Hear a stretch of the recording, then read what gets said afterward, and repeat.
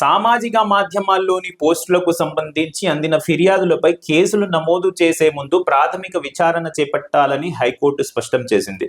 ఏదైతే సోషల్ మీడియాలో కొన్ని పోస్టులు వ్యతిరేకంగా, ఇదే నేను చెప్పాను కదా ఇప్పుడే, పార్టీలకు వ్యతిరేకంగా, అపోజిషన్ పార్టీకి వ్యతిరేకంగా, రూలింగ్ పార్టీకి వ్యతిరేకంగా కొన్ని పోస్టులు నిజ నిజాలు తెలియకుండానే పోస్టులు, మీమ్స్ క్రియేట్ చేయడం, పోస్టులు క్రియేట్ చేయడం, ఇవన్నీ సోషల్ మీడియాలో జరుగుతూ ఉంటాయి, మనమందరం చూస్తామండి.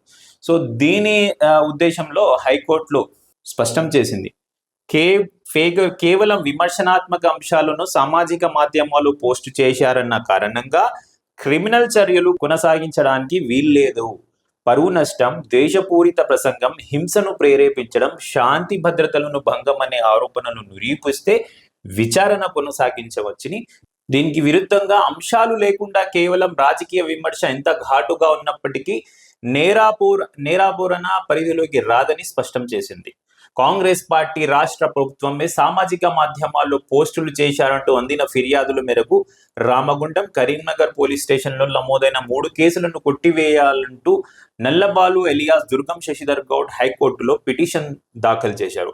వాటిని విచారించిన జస్టిస్ ఎన్ తూకారాంజీ బుధవారం తీర్పు వెలువరిస్తూ నల్లబాలుపై నమోదైన కేసులను కొట్టివేశారు.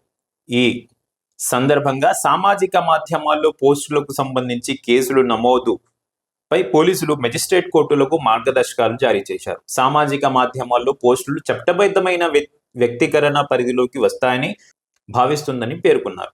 ప్రాథమిక హక్కులు పరిరక్షణతో పాటు కేసుల నమోదు, విచారణ యాంత్రికంగా ఏకపక్షంగా జరగకుండా నిరోధించే క్రమంలో ఈ మార్గదర్శకాలు జారీ చేస్తున్నట్లు పేర్కొన్నారు. ఇమీడియట్ గా ఈ పోస్ట్ చేశారు, అరెస్ట్ చేసేయండి అనే వీలు లేకుండా నిజ నిజాలు తెలుసుకోవాలని హైకోర్టు ఆదేశించింది ఒక కేసులో. అదే కంటిన్యూ చేయాలని కూడా ఆదేశాలు జారీ చేసింది. అదేవిధంగా పరువు నష్టానికి సంబంధించి పోలీసులు నేరుగా ఎఫ్ఐఆర్ దాఖలు చేయరాదు, మెజిస్ట్రేట్ ను ఆశ్రయించాల్సిందిగా సూచించాలి. బిఎన్ఎస్ సెక్షన్ 174/2 కింద మెజిస్ట్రేట్ జారీ చేసిన ఆదేశాల మేరకు పోలీసులు చర్య తీసుకోవాలి. తీవ్ర నేరాల సమయంలో తప్ప పోస్టులతో సంబంధం లేదని, వారు ఇతరుల తరపున చేసిన ఫిర్యాదులు విచారణకు కాదు. తీవ్ర నేరం అయినప్పుడు పోలీసులు కేసు నమోదుకు ముందు ప్రాథమిక విచారణ జరిపి అందులో చట్టబద్ధమైన అంశాలు ఉన్నాయో లేవో నిర్ధారించాలి. హింస, ద్వేషం, అశాంతిని ప్రేరేపించే ప్రాథమిక ఆధారాలుంటే తప్ప వాటికి సంబంధించిన కేసులు నమోదు చేయరాదు. ఇందులో కేదార్నాథ్ సింగ్ వర్సెస్ బీహార్ కేసులో సుప్రీంకోర్టు ఇచ్చిన మార్గదర్శకాలు శిరోధార్యం, విమర్శనాత్మకమైన కఠినమైన రాజకీయ ప్రసంగాలపై పోలీసులు యాంత్రికంగా కేసులు నమోదు చేయరాదు. ఏదైతే డిఫెమేషన్ అంటారు, పరువు నష్టం దావా, civil defamation and criminal defamation అంటామో, అది కూడా ఇమీడియట్ క్రిమినల్ డిఫెమేషన్ వచ్చింది నాకు ఇమీడియట్ ఎఫ్ఐఆర్ చేయడానికి లేదు. నిజ నిజాలు చేసుకోండి, ఇన్వెస్టిగేషన్ చేసుకోండి. ఇన్వెస్టిగేషన్ చేసుకున్న తర్వాత దాంట్లో నిజాలు ఉన్నాయని తేలితేనే ఎఫ్ఐఆర్ చేయండి అని హైకోర్టు ఆదేశించిందట పోలీస్కి. నిషేధాజ్ఞలు విధించిన సైన్యం నిర్మానుష్యంగా కాఠ్మాండు తాత్కాలిక ప్రభుత్వానిదేక 3 పేర్లు తెరపైకి. అల్లల్లా అసరగా జైలు నుంచి 7,000 మంది ఖైదులు పరారి. రాజ్యాంగాన్ని మార్చాలని ఆందోళనకారులు డిమాండ్. సో నేపాల్లో రాజ్యాంగాన్ని మార్చాలని గొడవలు జరుగుతున్నాయి, అవన్నీ మీకు అన్నీ తెలుసు. దీని మీద నేను స్పెషల్గా ఒక ప్రోగ్రామ్ మీకు ఇస్తాను, స్పెషల్ దాని మీద ఎపిసోడ్ ఇచ్చి డీటెయిల్స్ అనేవి మీకు ఇస్తాను. దీంతో పాటు తెలంగాణలో 10,000 మందితో బతుకమ్మ ప్రపంచ రికార్డు లక్ష్యంగా 28న ఎల్బీ స్టేడియంలో నిర్వహణకు సన్నాహాలు. బతుకమ్మ పండుగను 10,000 మంది ఆడపడుచులతో నిర్వహించి ప్రపంచ రికార్డు నెలకొల్పేందుకు జిహెచ్ఎంసీ సిద్ధమైంది. 2016లో గిన్నీస్ బుక్ లో స్థానం కోసం బల్దియా అధికారులు విఫల యత్నం చేశారు. భారీ వర్షం కారణంగా అప్పుడు చేసిన ఏర్పాట్లు ఫలితం ఇవ్వలేదు. ఈసారి పకడ్బందీ ఏర్పాట్లతో రంగంలోకి దిగుతామని జిహెచ్ఎంసీ ధీమా వ్యక్తం చేస్తుంది. కమిషనర్ ఆర్వి కర్ణన్ ఆదేశాలతో పట్టణ సామాజిక అభివృద్ధి విభాగం అదనపు కమిషనర్ ఎస్ పంకజ ఏర్పాట్లు చేస్తున్నారు. సో 2016లో కూడా ఇది ఆలోచించుకున్నారు అప్పటి గవర్నమెంట్, బీఆర్ఎస్ గవర్నమెంట్, కేసీఆర్ గారు. సో బతుకమ్మతో ప్రపంచ రికార్డ్ సృష్టించాలని. సో ఇప్పుడు మళ్ళీ మన కాంగ్రెస్ గవర్నమెంట్ 10,000 మంది ఆడపడుచులతో ఎల్బీ స్టేడియంలో ఈ ప్రోగ్రామ్ చేయాలని ఆలోచిస్తుంది. జిహెచ్ఎంసీ కమిషనర్ దీని బాధ్యతలు తీసుకున్నారంట. దీనికి సంబంధించిన కంటిన్యూషన్ న్యూస్. జిహెచ్ఎంసీ తరపున 6,000 మందిని సమీకరిస్తున్నాం. మెప్మా, సెర్పుల శివార్ల జిల్లాల నుంచి మరో 4,000 మందికి తగ్గకుండా సమీకరిస్తాయి. వారందరికీ 27న శిక్షణ ఇచ్చి 28న బతుకమ్మ వేడుకని నిర్వహిస్తాం. ఈ వేడుక కోసం తీరొక్క పూలతో 52 అడుగుల బతుకమ్మను సిద్ధం చేస్తున్నాం. సో 52 అడుగుల బతుకమ్మని సిద్ధం చేస్తున్నారంట ఏర్పాట్లు. అదేవిధంగా జిహెచ్ఎంసి నుంచి 6,000 మంది ఆడపడుచులు మరియు మెప్మా సెర్పు శివారులు అంటే ఈ గ్రూప్స్ ఉంటాయి కదా, డ్వాక్రా గ్రూప్స్ లాంటివి, మెప్మా గ్రూప్స్, వాళ్ళతో పాటు కలిపి మొత్తం ఇది 10,000 మంది అంట.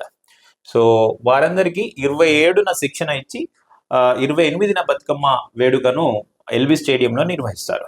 22, 26 వరకు సాంస్కృతిక కార్యక్రమాలు జరుగుతాయి. 27న కార్నివల్ హుసేన్ సాగర్ ట్యాంక్ రోడ్డుపై, 27న జిహెచ్ఎండి ఆధ్వర్యంలో కార్నివల్ కూడా ఉంటుంది. 29న బతుకమ్మ పోటీలు, 30న ర్యాలీ. సచివాలయం ముందున్న అమరవీరుల స్థూపం నుంచి వందల మంది మహిళలు ట్యాంక్ బండ్ పై బతుకమ్మ ఘాట్ వరకు బతుకమ్మ ఆడుతూ ర్యాలీగా వెళ్తారంట. వెరీ గుడ్, ఒక మంచి ప్రోగ్రామ్ కావచ్చు, మనం అందరం చూద్దాం. మీకందరికి కూడా నేను చూపిస్తాను ఆ విజువల్స్. అదేవిధంగా ముఖ్యమంత్రి గారు తెలంగాణ ఆడపడుచులు బతుకమ్మలకు చీరలన్నా ఇస్తారా రేవంత్ రెడ్డి గారు అని ఎదురు చూస్తున్నారు. సో ఆ ప్రోగ్రామ్ కూడా ఇస్తే ఆడపడుచులు బాగుంటారని నేను అనుకుంటున్నాను. పోయిన గవర్నమెంట్ లో ప్రతి పండక్కి, బతుకమ్మ పండక్కి చీరలు ఇచ్చేవారు, రంజాన్ లో చీరలు బట్టలు ఇచ్చేవాళ్ళు తోఫాగా. ఇప్పుడు కాంగ్రెస్ గవర్నమెంట్ వచ్చినప్పటి నుంచి బతుకమ్మ చీరలు కూడా ఇస్తలేరు అని ప్రచారం ఒకటి కొనసాగుతుంది, నడుస్తుంది. సో దాని మీద కూడా నేను విన్నాను, మీరు ఈ బతుకమ్మకి మన గవర్నమెంట్ ఇస్తుందని. సరే, ఇస్తున్నారా లేదా అనేది కన్ఫర్మేషన్ లేదు కాబట్టి ఇస్తే బాగుంటుందని నా ఆలోచన. కేంద్ర మంత్రి కిషన్ రెడ్డి ఎంపీ పదవికి రాజీనామా చేస్తే తాను ఎమ్మెల్యే పదవికి రాజీనామా చేస్తానని, ఇద్దరం కలిసి మళ్ళీ ఎన్నికలకు వెళ్దామని గోషామహల్ ఎమ్మెల్యే రాజాసింగ్ అన్నారు.